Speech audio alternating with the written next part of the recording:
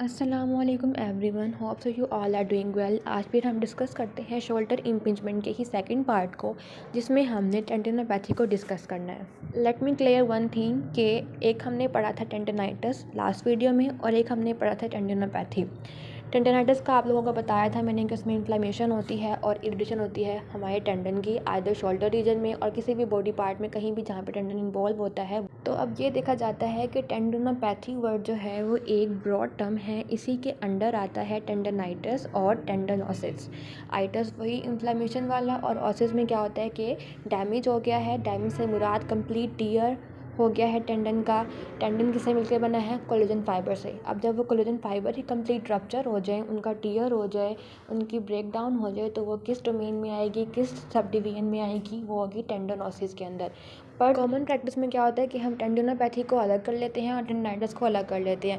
हालांकि टेंडनोपैथी एक broad term है, वो दोनों चीज़ों के लिए यूज़ होती है, लेकिन हमें ये डिफ्रेंशिएट करना होता है कि आइदर इज टेंडनाइटिस और टेंडनोसिस। सो टेंडनोसिस को टेंडनाइटिस से डिफ्रेंशिएट करने के लिए हम एक स्पेशल टेस्ट परफॉर्म करेंगे, जिसको हम स्पीड टेस्ट भी कहते हैं। इसमें क्या होता है कि अफेक्टेड शोल्डर पे फॉरवर्ड फ्लेक्शन करनी है उसने, और उसकी जो फोर आर्म है वो सपिनेशन में होगी। इन शॉर्ट के पेशेंट ने जो अपना अफेक्टेड साइड है उस साइड का बाजू बिल्कुल स्ट्रेट कर लेना है। थेरेपिस्ट ने अपना एक हैंड रिस्ट के ऊपर रखना है, वहाँ से उसने डाउनवर्ड फोर्स लगानी है, और पेशेंट ने क्या करना है कि उसको रेजिस्ट करना है, यानी कि अपना बाजू अपवर्ड मूव करेगा। सेकंड चीज़ ये कि हमने सेकंड हाथ जो थेरेपिस्ट ने अपना रखा है वो जॉइंट लाइन पल्पेट करने के लिए रखा है कि कहीं कोई टेंडरनेस तो नहीं है, और अगर पेन आता है इसका मतलब टेस्ट पॉजिटिव है, इट्स मीन शोल्डर टेंडनोसिस है। और अब ये पता लगाना है कि ये बाइसेप टेंडनोसिस है या फिर रोटेटर कफ की टेंडनोसिस है। तो उसको डायग्नोस करने के लिए हमें पता होना चाहिए कि पेन का जो पाथवे है वो कहाँ से है। अगर टिप ऑफ शोल्डर से है तो रोटेटर कफ इन्वॉल्व होता है और मोस्ट कॉमन सप्रास पाइनेटस, और अगर फ्रंट ऑफ शोल्डर से आ रहा है तो वो बाइसेप का टेंडन इन्वॉल्व हो सकता है। सेकेंडली एक और चीज़ कि हमें सिर्फ और सिर्फ इन दोनों चीज़ों में नहीं फंसे रहना है, हमें एक और चीज़ देखनी है, वो ये कि हमें ये भी चेक करना है कि क्या पेन नेक रीजन से आ रहा है, क्योंकि ब्रेकियल प्लेक्सिटी इन्वॉल्व भी हो सकता है और इसकी इन्वॉल्वमेंट से इरिटेशन कॉज हो सकती है, और फिर ये वही सिम्टम दे सकता है जो टेंडनोपैथी के होते हैं, यानी कि टेंडनाइटिस के और टेंडनोसिस से। वेल, जो मैंने आपको चीज़ें बताई हैं अगर उनको माइंड में रखें तो हम एक स्पेसिफिक डायग्नोसिस की तरफ पहुंच सकते हैं। थर्डली हम डिस्कस करते हैं ट्रीटमेंट प्रोटोकॉल के ऊपर। फर्स्ट ऑफ ऑल ये देखें कि जो टेंडनोसिस है उसमें डैमेज है, टेंडन शीथ का कंप्लीट रप्चर है, तो अवॉइड करें कि उसमें पेशेंट को स्ट्रेचिंग एक्सरसाइजेज बिल्कुल भी ना करवाएं। इफ़ वी गो विद टेंडनोसिस तो हमें सबसे पहले जो है वो टेंडन की स्ट्रेंथनिंग करवानी चाहिए, उसके बाद इसेंट्रिक मूवमेंट करवानी चाहिए, एंड देन कॉन्सेंट्रिक मूवमेंट करवानी चाहिए। और अगर स्वेयर डिग्री का टेंडन रप्चर हुआ है तो उसमें तो बिल्कुल ही अवॉइड कर दीजिए स्ट्रेचिंग को। लेकिन अगर माइल्ड टू मॉडरेट है, लेकिन उसमें भी आप कोशिश करें कि स्ट्रेचिंग करवाएं ही ना, स्ट्रेंथनिंग ही करवाएं। जब सब कुछ प्रॉपर हील अप हो जाए उसके बाद हम माइल्ड स्ट्रेचिंग दे सकते हैं।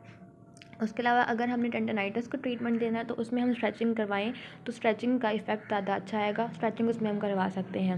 और सेकेंडली अगर हम डिफ्रेंशिएट करें टेंडनोसिस को टेंडनाइटिस से, तो वो ये भी होता है कि टेंडनोसिस जब टेंडन रप्चर होता है तो उसमें स्नैपिंग साउंड भी आती है और क्लिकिंग साउंड भी आती है। और दूसरा ये है कि पेशेंट अगर बाजू अपना ऊपर लेके जाए या बैक कमर के पीछे लेके जाए तब भी उसको पेन फील होगा, स्वेयर वाला।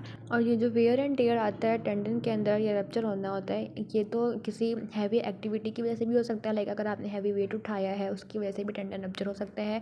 उसके अलावा बोनी स्पर की वजह से भी टेंडन रप्चर हो सकता है, और एज रिलेटेड भी टेंडन रप्चर हो सकता है कि जो wear and tear due to age वो भी हो सकता है। थर्डली जो last but not the least वो ये कि जो लोग जिम ज्वाइन करते हैं उनको चाहिए कि सबसे पहले वो वार्म अप करें, उसके बाद अपनी जिम एक्सरसाइज करें, और उसके बाद जाके वो कूल डाउन भी करें। और मोस्ट इंपॉर्टेंट चीज़ ये कि कभी भी आप जल्दबाजी ना करें कि आपने अगर अपना मसल बनाना है तो उसके लिए आप बहुत हैवी वेट ना उठाएं और ज़्यादा रेपिटेशन ना करें, क्योंकि उसकी वजह से हमारे टेंडन रप्चर होने का चांस आता है। सिमिलरली वो लोग जो वेट लूज़ करने के लिए जिम ज्वाइन करते हैं उनको भी चाहिए कि वो एकदम से विगरस एक्टिविटी ना करें, अपनी बॉडी को पहले यूज़ टू होने दें, उसके बाद जितना वो लगा सकते हैं उतनी प्लेट्स लगाएं, ज़्यादा ना लगाएं। इन शॉर्ट आपने हैवी वेट लिफ्टिंग बिल्कुल भी नहीं करनी, ना हैवी एक्सरसाइजेज करनी है। थर्डली ये कि जो एथलीट्स होते हैं उनको चाहिए कि वो रेपिटेटिव ओवरहेड एक्टिविटी या रेपिटेटिव मूवमेंट्स जिनकी वजह से टेंडन इन्वॉल्व हो रहा है वो ज़्यादा ना करें। और अगर ऐसा इम्पॉसिबल नहीं है तो फिर उनको चाहिए कि वो अपने टेंडन को वापस नॉर्मल होने के लिए थोड़ा टाइम दें। और कोई ऐसी फ़िज़िकल एक्टिविटी भी अगर आपकी ऐसी है जिसमें आपको रेपिटेटिव मूवमेंट करनी पड़ती हैं, तो उसमें भी आपको अपने आप को इतना रेस्ट का टाइम तो देना चाहिए कि आपका टेंडन जो है वापस नॉर्मल अपनी ओरिजिनल पोजीशन के अंदर आ जाए। और अगर वो इन्फ्लेम्ड हो रहा है तो उसको हील अप होने का टाइम देना चाहिए, क्योंकि ये सब चीज़ें अगर हम अवॉइड नहीं करेंगे तो हमारा टेंडन जो है वो इन्फ्लेमेशन से रप्चर होने की तरफ जा सकता है। Due to any shoulder pain, अगर आप अफेक्टेड साइड के ऊपर जहाँ पे पेन है करवट लेके सो जाते हैं तो आपको एकदम से शदीद दर्द होगा, और उस दर्द की वजह से आपकी आँख भी खुल जाएगी और कभी इतना सवेयर होता है कि उधर करवट ली ही नहीं जाती।